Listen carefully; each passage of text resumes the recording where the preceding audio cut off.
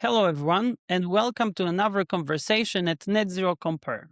Today, we are joined with Loveen Vuppala, founder of Emit Earth. Emit Earth is building procurement intelligence solutions designed to help companies manage Scope 3 emissions, not just for reporting, but as a strategic decision-making tool.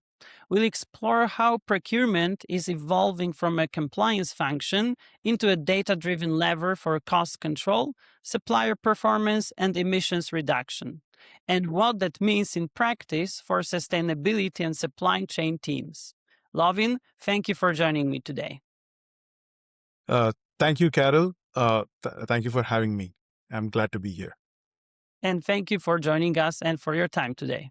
So maybe to start the conversation off, can you briefly explain to us what Emit Earth does and the specific problem you set out to solve?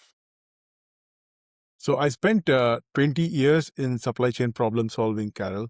At Flipkart during their hypergrowth phase, and at Apple, I was building infrastructure, data engineering, and analytics teams in the maps operations and also in AI ML space.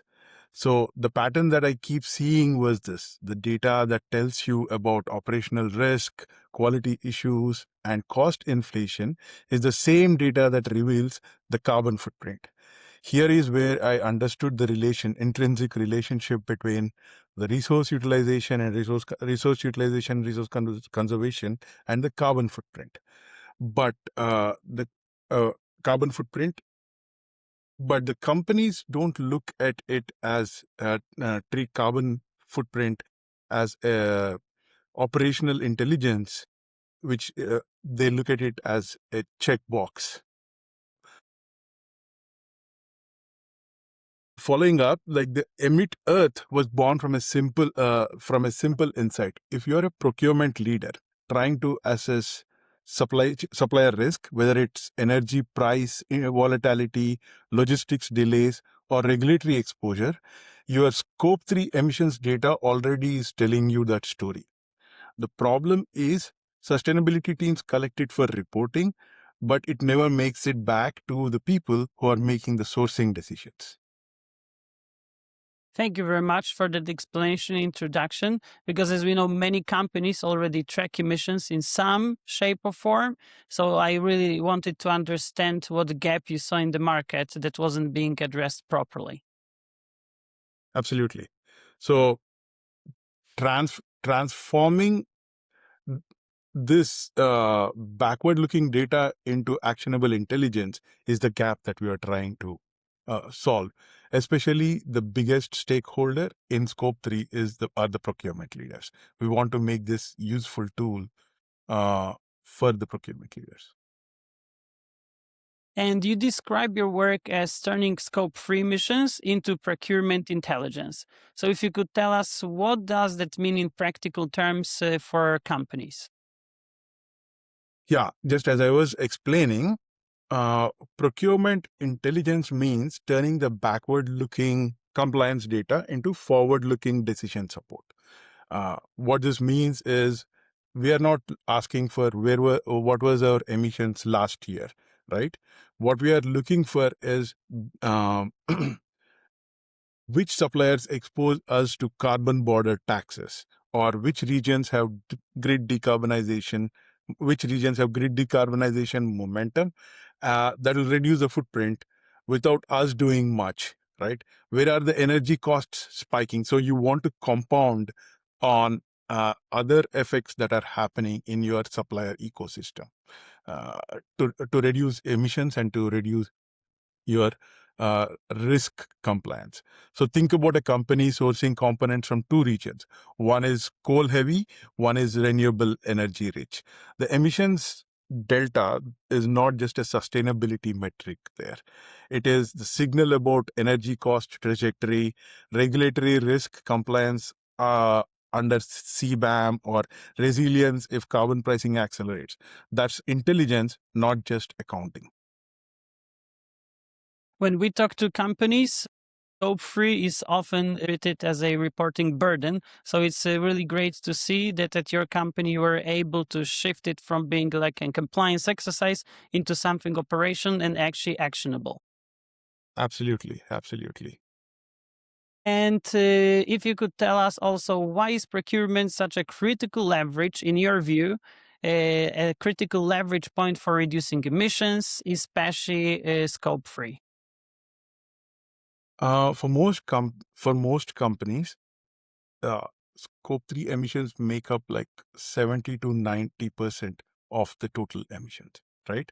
So i- all the optimization that we are doing in scope 1 and scope 2 are will have a limited impact on the total decarbonization journey.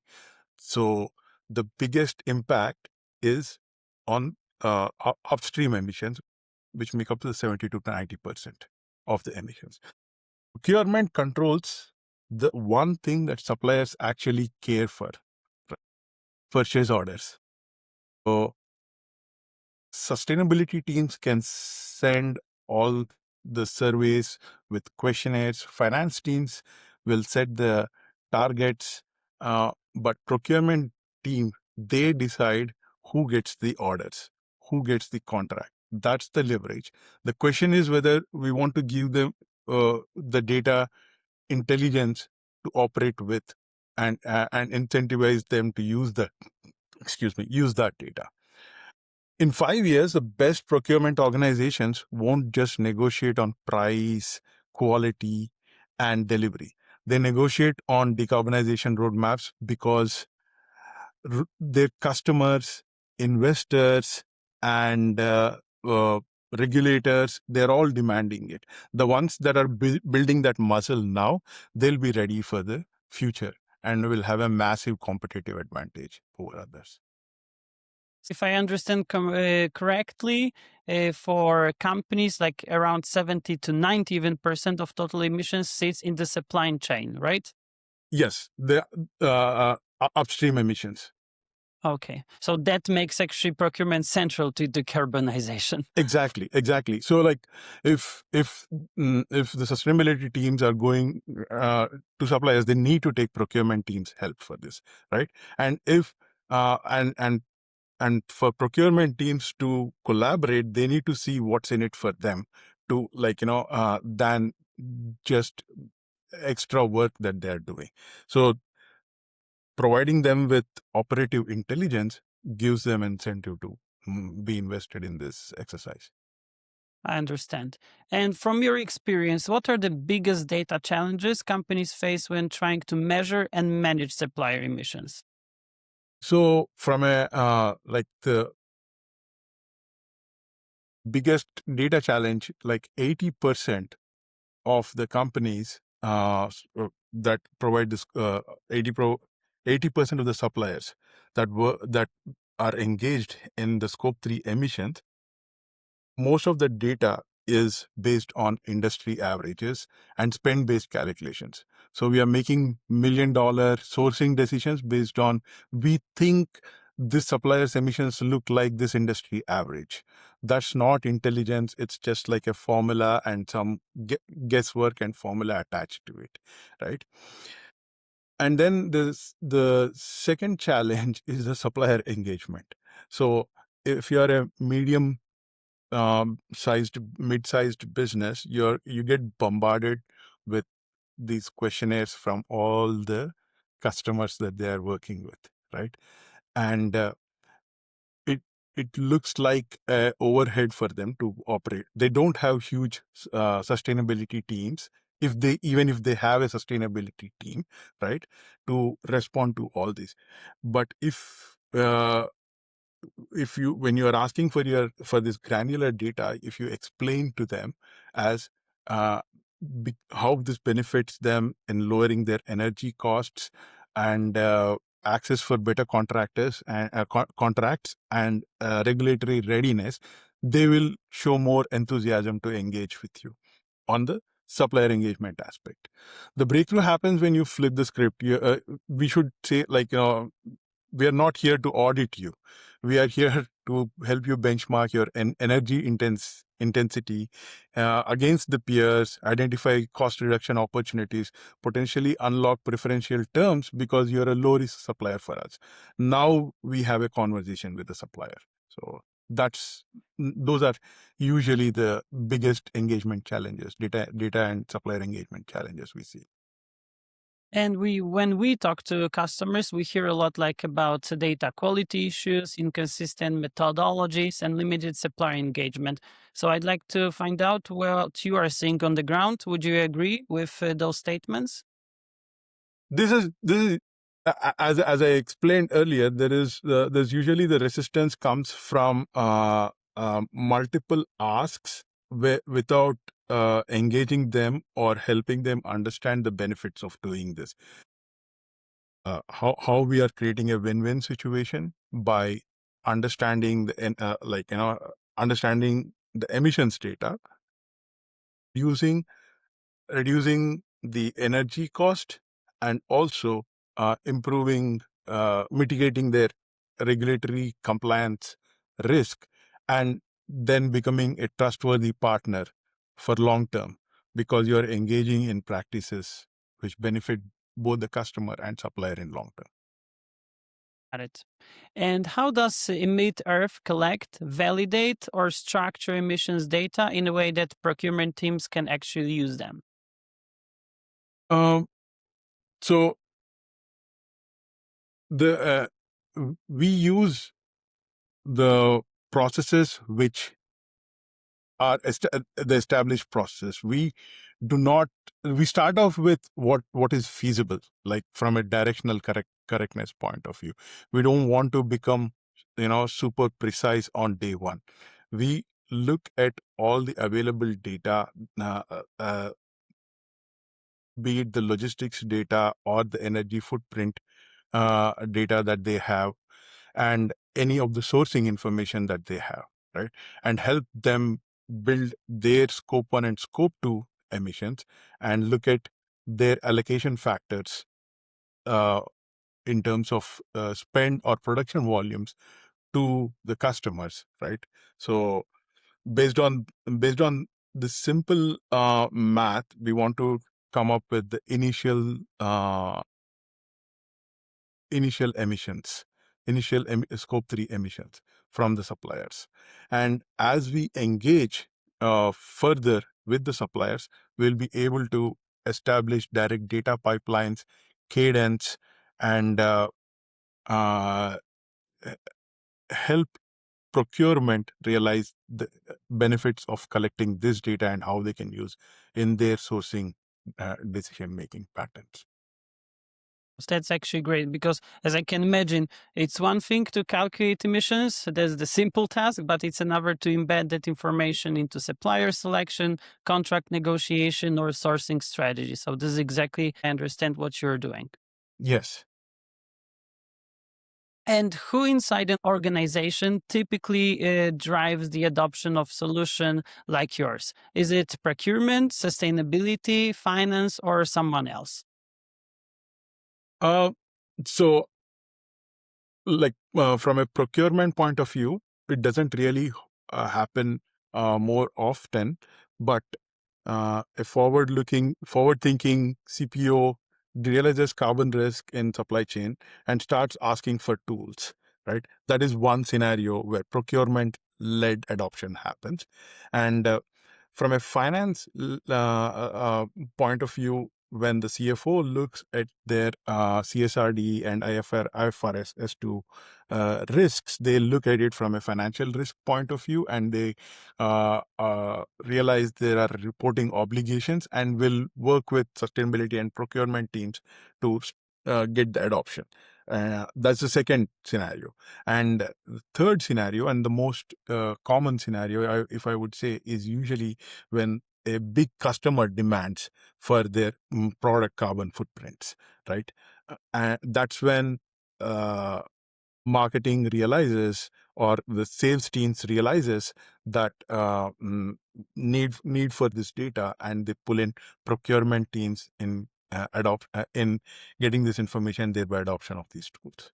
That's usually uh, the scenarios that I can think about. And the most common thread among all this is the collaboration. You need to have the collaboration between the functional teams, cross-functional collaborations, where sustainability, procurement, finance, and like sales work together uh, and understand the importance of this intelligence.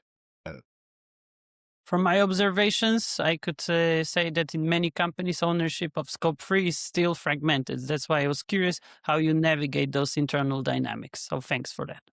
No worries. And what objections or skepticism do you encounter from companies when discussing Scope 3 procurement intelligence? This is a very important question, and thanks for asking this. So there are mainly like 3 or 4 kinds of objections. The first objection is uh, intensive, it's expensive and resource intensive, right? So my response is, compared to what? Losing a customer because you cannot report the emissions, or paying carbon border taxes, carbon border adjustment taxes you didn't see coming. The cost of inaction is very fast and very real in this case, right? So that's one area, one big objection: uh, resource intensiveness or expensive uh, uh, project to take up. And the second big objection is our suppliers won't engage, right? As I explained before, if suppliers are sent questionnaires without explaining the benefits that they will get, right, out of this exercise, or out of this project, uh, if the supplier sees the value of reducing energy costs and improving their competitive positioning as a supplier, they will definitely engage with you. So that's the supplier engagement objection is the second one, right? And thirdly, we have data quality isn't good enough to act on. This is the most common and the most dangerous one. Perfect is the enemy of good. We are not looking for lab grade precision. We want to look for directional correctness and just keep the ball moving, right? You don't need you don't need super precise data to understand which suppliers are in grid based and fossil fuel heavy energy areas, geographies, and which suppliers are working on renewable energies and trying to become more energy efficient, right? So that's like a third kind of an objection that we see, where the data quality isn't good enough. The fourth objection we briefly touched. Companies look at it as, this is a sustainability team's problem, not a procurement problem, right? That's like saying cybersecurity is a IT team's problem, not a business risk, right? So Yeah, these shedding the so responsibility. exactly. So these silos don't work when you get hit with a regulatory risk, or when you get exposed to some kind of carbon taxes, sudden carbon taxes, or losing customers because we can't produce mm, the carbon reports that they're asking for. When customers demand carbon footprints, or carbon taxes hit your imports, procurement team is on the hook whether they like it or not. So those are like the most common objections I can think about. And can you share a practical example or a few examples of how using emissions data influenced a procurement decision? Yeah. So uh, mm, we are working with a pharma company where we are where they want to evaluate the carbon footprint of their cold storage facilities, right?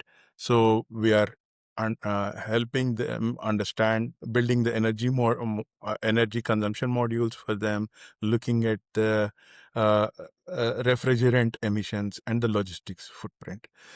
What is emerging is not just a carbon baseline. We are building a roadmap for energy cost reduction, refrigerant phasing out for compliance, and operational efficiency improvement, right? So with this, what we hope to have, what we are building is the procurement intelligence, or procurement now has data to evaluate alternative refrigeration technologies or renewable energy contracts. So that's one example that I can think with.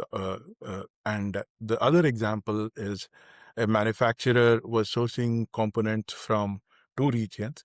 One had high grid emissions, and other was rapidly decarbonizing with renewables. Right, by quantifying the carbon delta and projecting what the where the energy costs and carbon pricing are heading, procurement could build a business case for shifting volume, not just on sustainability grounds, but also but actually the total landed cost in next 4 to 5 years. Right, and there are also a lot of examples where mm, huge companies worked with the suppliers.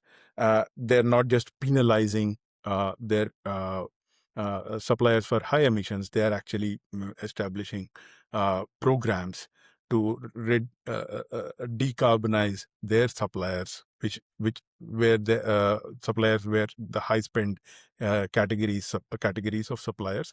They are working with them to reduce their emissions. Thereby, the suppliers are able to reduce the costs, and the companies are able to reduce their scope 3 emissions, creating a win-win situation overall uh, across companies and across the functional groups. Thank you very much for those examples. Our audience always appreciates concrete use cases. Even a simplified example helps like clarify what actionable intelligence looks like in reality. So once Yes, again, thanks for that. you're welcome. And how do you see regulatory developments like corporate sustainability reporting directive? We have also international financial reporting standard S2 or supply chain due diligence laws affecting procurement strategies over the next, let's say, few years. Great question, Carol, where a lot of people look at this as a regulatory impact as a overhead or a pain point. But the way we need to look at it as the CSRD and IFRS, as you mentioned, they're not just disclosure frameworks. They're forcing the companies to treat climate data like financial data, where it becomes auditable, where there is materiality impact, and how it is useful, as I explained earlier, decision useful, and that changes everything, right? And like if you look at SB 253 or 261, like what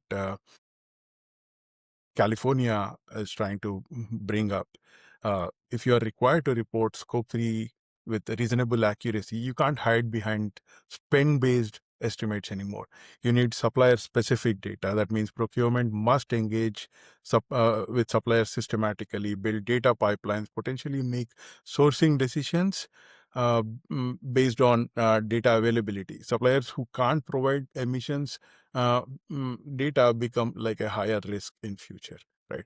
And if there are other things like carbon border adjustment mechanism that Europe is enforcing, is the regulatory teeth.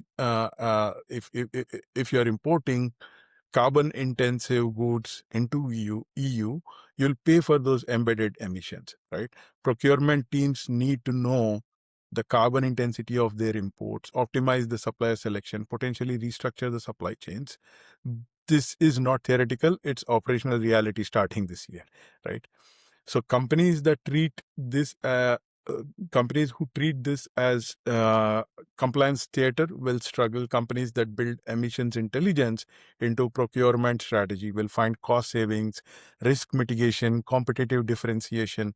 The regulation is actually the catalyst for smarter procurement. That's the way I look at it. That's the way we look at it.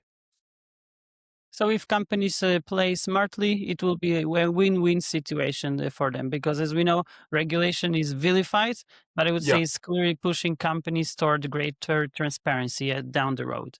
exactly. I would uh, appeal to the companies not to look at it as something to check it off, but you're anyways doing it. How do you make most of this, right? So you are going to collect this data, and if you put a little bit of extra effort in validating the accuracy, establishing the right systems for this, you can turn it into gold, turn it into actionable intelligence. Exactly. The question is whether companies will treat it as a minimum compliance or strategic advantage. Yes.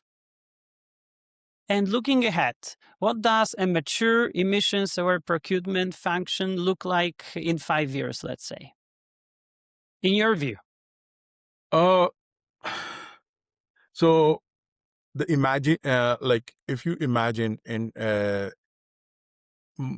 procurement organization in 2030, when they run an RFP, carbon intensity is weighted criteria along with the price, quality, delivery. Their supplier scorecards track decarbonization progress. The contracts include emissions reduction targets and financial incentives. The sourcing decisions are informed by real-time energy cost and carbon price forecasting. Right, that's the vision that that a mature company. And from an infrastructure point of view, they have moved beyond annual scope 3 reporting, right? Emissions data flows continuously from suppliers through standardized formats and data pipelines. Maybe we are using blockchains to verify the integrity of that data, right? The procurement systems have carbon intelligence uh, uh, accounted into carbon intelligence baked in. When they model a sourcing scenario, they see total cost of ownership, including the projected carbon costs, right? And from a culture point of view, category managers understand that decarbonization creates competitive advantage. They are having strategic conversations with the suppliers. If you hit these efficiency targets, we commit longer contracts with you.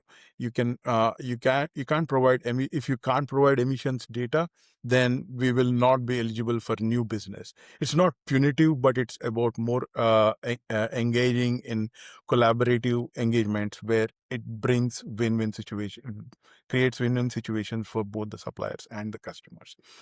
The organizations that don't comply with regulations, the organizations that comply with these regulations, they shape the market, they drive supplier innovation, they capture cost savings early, they attract customers who value transparency. And at the end, they sleep well knowing that they are not exposed to carbon price or shocks or standard risks. And getting there, right, technology is not the challenge. We already have tools and technology to get there quickly, but it is the will of the organizations and cross-functional alignments and procurement leaders who need to recognize that carbon intelligence is the next frontier in supply chain excellence. Companies building that capability will now define what best in class looks like. So, in general, integration of carbon pricing in sourcing decisions. This is what we should look forward to. And Absolutely. also, and do you also agree with the statement that we are moving toward real-time supplier emissions benchmarking, or it's too It far-fetched? uh, like it is happening in some places.